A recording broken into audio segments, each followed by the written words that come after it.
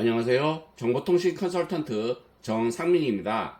여러분과 함께 정보통신 지식 공유하며 저는 행복하고 여러분은 유익한 시간 가지시면 좋겠습니다. 이번 시간에는 아날로그 정보통신에 대해 알아볼 텐데요. 나무위키에서 참조하였습니다. 나무위키 관계자분들께 감사드립니다. 아날로그 개요. 어원은 외래어 표기법을 잘 따르면 애널로그가 맞으나 한국에서는 아날로그라고 말하는데 일본식 표현인 아날로그를 중역하였거나 영국식 영어를 따는 것으로 보입니다. 신호와 자료를 연속적인 물리량으로 나타낸 것입니다. 디지털에 대비되어 쓰입니다. 또한 흔히 컴퓨터화되지 않은 것, 즉 VCR, 카세트 테이프, LP 같은 고전적인 기술이나 미디어를 뜻하는 용어로 사용되기도 합니다. 예를 들면 전자책이나 PDF 등과 대비되는 종이 출판물 등을 아날로그라 부르기도 합니다. 진정한 의미의 아날로그 매체가 완전히 과거의 유물로 잊혀진 바람에 아날로그를 방식을 불문하고 단순히 구식에 무언가를 어감을 주는 단어로 남용하는 사례가 증가하고 있습니다. 예를 들어서 아날로그를 오프라인 매체의 의미로 혼용해서 사용하는 사례가 그러합니다. 비례하다라는 뜻의 고전 그리스에서 왔습니다. 아날로그는 연속적인 신호입니다. 우리가 거시적인 자연에서 얻는 신호는 대개 아날로그입니다. 이를테면 빛의 밝기, 소리의 높낮이나 크기, 굴러가는 공의 속력, 바람의 세기 등이 있습니다. 디지털과의 비교해 보겠습니다. 1980년대 이후 음악, 영상 등 많은 매체에서 카세트테이프, LP, LD판이 혼용되어 널리 사용되고 왔습니다.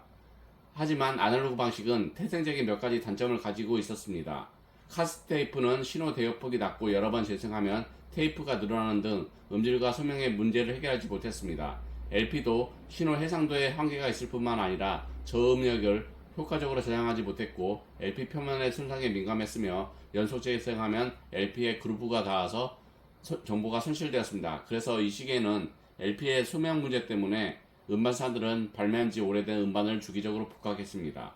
60년대 말부터 순수한 아날로그 녹음 방식의 한계를 극복하기 위해 편집 작업의 자유도가 높고 음질 개선의 여지가 큰 디지털 녹음 방식이 음반 스튜디오에서 활용되기 시작했으나 기록 매체의 한계로 인해 일반 소비자용으로 판매되기에 실효성이 낮았습니다.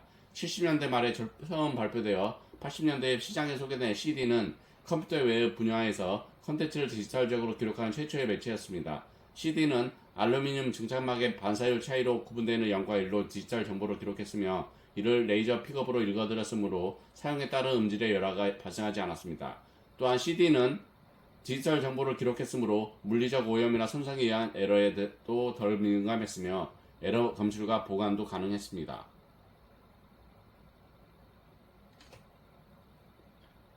CD에 이어 DVD와 블루레이 디스크가 등장하여 대중매체는 대부분 디지털 방식으로 통일됐고 2010년대 이후 인터넷을 통한 미디어 재생이 보편화되고 휴대용 미디어에서도 플래시 메모리를 활용하는 USB 메모리, 디지털 녹음기, 휴대전화기와 같은 장치들의 활용이 보편화되면서 카세트나 LP와 같은 아날로그 매체는 아날로그 방식의 기록과 재생에서 발생하는 특유의 효과를 선호하는 특정 취미가 집단의 전유물이 되거나 단지 수집의 대상으로서 명맥을 이어가고 있습니다. 일각에서는 테이프, LP, CD, DVD, 비디오 같은 물리적 매체로 컨텐츠를 저장하는 것을 싸잡아 아날로그라고 칭하는 경우가 있으나 이는 용어의 정의와는 동떨어진 사용법이며 혼동을 줄 수 있으므로 피해야 합니다. 아날로그 단점으로서 가공이 용이하지 않아 상품화가 쉽지 않다는 점입니다. 아날로그 대표 주자 하나인 카세트테이프를 예로 들면 음악을 녹음해서 가지고 다닌다며 많아야 20곡 정도가 한계이며 그마저도 재생이 불편합니다. 예를 들어서 일반 음악을 듣거나 듣다가 15번 음악이 듣고 싶다면 카세트테이프가 15번 음악 구간으로 넘어갈 때까지 기다려야 합니다. 반면 디지털 매체인 MP3는 훨씬 더 많은 음악을 담을 수 있고 자유롭게 넓게 뺄 수도 있어서 다루기도 훨씬 더 간편합니다. 아날로그 매체는 신호대 잡음비를 높이기 어려워 노이즈에 취약합니다. 반면 디지털의 경우 모든 데이터가 0 아니면 1로 확실하게 나눠지기 때문에 노이즈에 강합니다. 때문에 ADC 성능만 보장된다면 가격을 낮추면서도 값을 매우 정확하게 처리할 수 있습니다. 또한 저장 밀도가 같다면 노이즈에 강한 디지털 기록이 데이터 보존에 유리합니다. 저장 방식 특성상 물리적 충격이나 기기 자체의 오작동으로 인해 쉽게 데이터가 손상될 수 있습니다. 카세트테이프를 예로 들면 테이프가 늘어지거나 재생 메커니즘에 문제가 생겨 고장나는 경우가 있습니다. 또한 아날로그 단점으로서 정보를 처리하기가 어렵습니다. 아날로그 신호를 처리하려면 신호의 특성과 처리 방법에 적합한 회로를 꾸며줘야 합니다. 그러나 디지털 기록은 컴퓨터를 사용하여 쉽게 처리할 수 있습니다. 폰노미만 구조를 따르는 컴퓨터는 소프트웨어만 새로 설치해주면 어떠한 디지털 정보라도 처리가 가능하기 때문에 유연성이 높습니다. 게다가 컴퓨터를 사용하면 복잡한 아날로그 전자회로 대신 고급 언어로 비교적 쉽게 접근할 수 있습니다. 그리고 디지털 정보는 시간의 종속된 작업이 아니라면 컴퓨터의 성능에 따라 얼마든지 빠르게 처리가 가능합니다. 반대로 시스템 성능이 느리더라도 시간이 오래 걸릴 뿐 작업이 불가능하지는 않습니다. 예를 들면 CPU와 GPU의 성능에 따라 원래 영상의 재생 속도보다 빠르거나 느리게 영상을 편집해도 아무 문제가 없지만 비디오 테이프를 느리게 감거나 빨리 감게 하려면서 편집하는 것은 불가능합니다. 비디오 레코더 모델에 따라 쓰기 속도를 조절하는 것이 가능하기도 하지만 디지털에 비하면 제한이 큰 편입니다. 굳이 속도 조절을 하면서 편집하고자 하면 그 대역에 맞춰서 비디오 기기 자체를 새로 만들어야 합니다.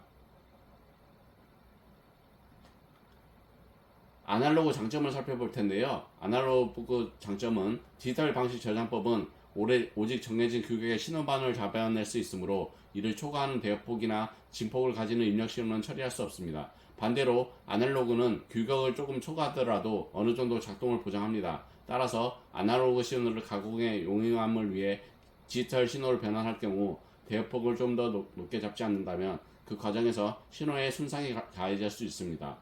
CD 플레이어에서 인간의 가청 주파수 20kHz까지 샘플링하지 않고 22.05kHz까지 오버샘플링하는 것이 그런 이유입니다.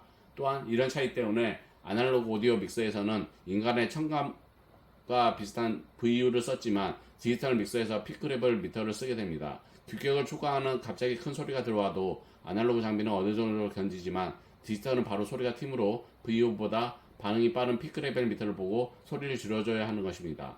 인공지능에 있어서는 아날로그가 디지털보다 더 강력할 것이라는 예측을 하고 있습니다. 어차피 신경막 인공지능 훈련에서는 지나치게 정밀할 필요가 없어 잡음에 관대하며 계산이 훨씬 단순하므로 디지털 칩에 비해 매우 적은 전력 소모를 가집니다. 아날로그 사용처로서는 최근 시청각 미디어의 경우 대부분 취급과 배포가 용이한 디지털 형태로 유통되지만 이를 인간의 눈과 귀로 직접 보거나 들으려면 아날로그 형태로 변환해야 합니다. 그래서 모니터, 텔레비전, 음향기기 같은 시청각 기기들에는 DAC의 역할을 하는 장치가 내장되어 있습니다. LCD나 OLED 같은 디지털 디스플레이라도 최종 출력 시 받기를 인간이 인식할 수 있는 아날로그 형태로 변환시켜야 합니다. 무선 통신에서는 복잡한 신호 처리 과정이 들어가는 변복조에는 유연성과 개발 편의성이 높은 DSP 수신기나 SDR 같은 디지털 처리 기술을 응용하는 경우가 많습니다. 하지만 그 외의 고주파를 다루는 RF 프렌트엔드 부분은 현재 디지털 회로 성능으로는 구현이 어려워 대부분 아날로그 회로로 구성됩니다. 증폭기와 저항기, 축전기, 코일과 같은 아날로그 회로를 이용하여 값을 계산하는 방법을 아날로그 컴퓨터라고 부릅니다. 최근 인공지능 분야에서 아날로그 컴퓨팅이 각광을 받고 있습니다. 인공지능은 작동 과정에서 많은 곱셈 연산을 수행하는데 이 과정에서 디지털의 경우 여러 번의 덧셈을 수행하는 방식으로 작동하지만 아날로그 회로의 경우 곧바로 곱셈 연산을 수행할 수 있기 때문에 작동 과정에서 더 적은 에너지를 소비합니다.